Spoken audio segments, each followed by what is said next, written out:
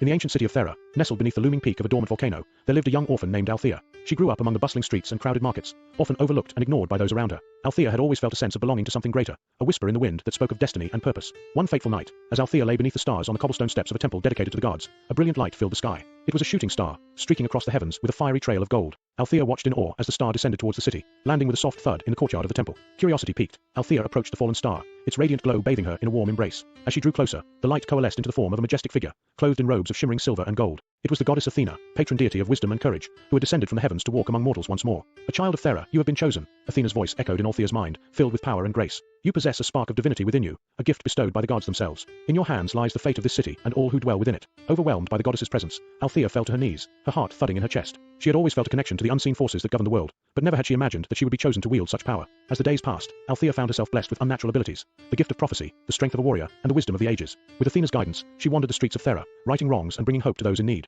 Her name became a whispered rumor among the people, a beacon of light in the darkness. But with great power came great danger, for there were those who sought to use Althea's gifts for their own purposes. A tyrannical warlord, driven by greed and ambition, laid siege to the city, his armies marching on its walls with fire and sword. Desperate and outnumbered, the people of Thera turned to Althea, their last hope in a time of darkness. With a fierce determination burning in her eyes, Althea stood at the city gates, her hands raised to the heavens. The gods themselves seemed to answer her call, for a storm gathered overhead, lightning crackling in the sky and thunder shaking the earth. With a cry that echoed across the land, Althea unleashed her power, a force of divine wrath that drove back the warlord's armies and scattered them to the winds. As the sun rose on a city saved from destruction, the people of Thera gathered in the temple courtyard, their eyes filled with awe and gratitude. Althea stood before them, her form glowing with the light of 1,000 suns, a figure of divine intervention and hope. And so it was that Althea, the once forgotten orphan of Thera, became a legend spoken of in hushed tones and whispered prayers, a symbol of the gods' mercy and the power of the human spirit. From that day forth, she walked among mortals as a living embodiment of divine intervention, a protector of the city and a beacon of light in a world shrouded in darkness.